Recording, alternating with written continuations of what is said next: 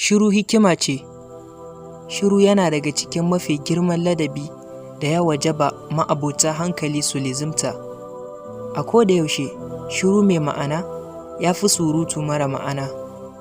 Ana yin da na sani ne akan magana, amma ba a cika yi akan kawaici ba. Wani mai hikima yake cewa, idan har ka yi nadamar shiru sau ɗaya, to za ka yi nadamar magana sau da yawa. Don haka, ka kama bakinka duk lokacin da baka tabbatar da amfanin magana ba. Shiru ado ne mai ƙyalƙyali ga ma'abotarsa, har abada yawan surutu kuwa gatari ne mai sassake ma mutum mutuncinsa da bar shi tsirara. Wani lokaci, shiru shine yaren da zuciya ta fi fahimta sama da kalmomin da baki yakan sarrafa saututtukansa. Yana da kyau mutum ya san cewa ba dukkan abin da aka sani ake faɗa ba, haka kuma ba kowace magana ce ake ba da amsarta ba, ko shiru ma magana ce. Shiru hikima ce, ba wauta ba ce, kuma ba rauni ba ne, face dai sanin abin da ya dace ne. Kuma ba kowa ne yake iya kame bakinsa ba, ya yi shiru. Amma kuma duk lokacin da aka shimfiɗa tabarmar shiru, to hankali da hikima ne za su zauna a kai. Kada ka yi tsammanin cewa duk wanda ya yi shiru kurma ne. Wani ya yi shiru ne yana jiran lokaci, wani ya yi shiru ne don yana nazari, wani kuma kawaicinsa ne shi ne maganarsa. Ba abin burgewa ba ne mutum ya zauna ya zama mai surutu.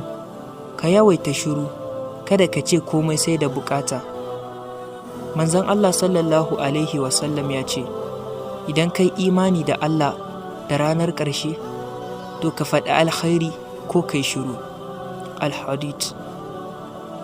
An tambayi wani ma'abocin hikima, a ina ka koyo hikimarka? Sai ya ce, a wurin wawaye da jahilai. Kamar yaya? Ya ce, idan suka yi maganar wauta ko jahilci, sai in yi shiru, sai hakan ya ƙara min hikima. Idan fitina ta auku, to ka yi riƙo da sunna, ka lizamci shiru, kada ka ringa kutsawa a cikin abin da bai shafe ka ba. Duk abin da ya ci kwaikwaye maka, ka mayar da shi zuwa ga Allah da manzonsa, ka tsaya ka ce, Allah ne masani.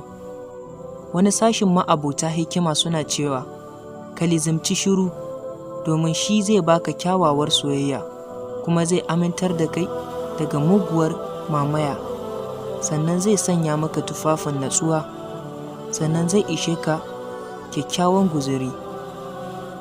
Amma duk da waɗannan taƙaitattun bayanan da suke nuna fifikon yin shiru fiye da yin magana, hakan ba zai sa a yi shiru yayin da aka ga cutarwa ga wani ko al'umma ko kuwa addinin Allah ba.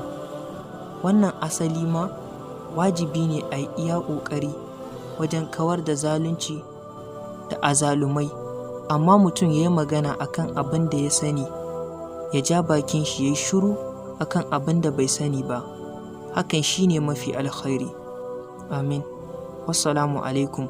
Sunana Muhammad AC daga AC Islamic TV. Ramadan Kabir, Ramadan Mubarak, Ramadan Karim.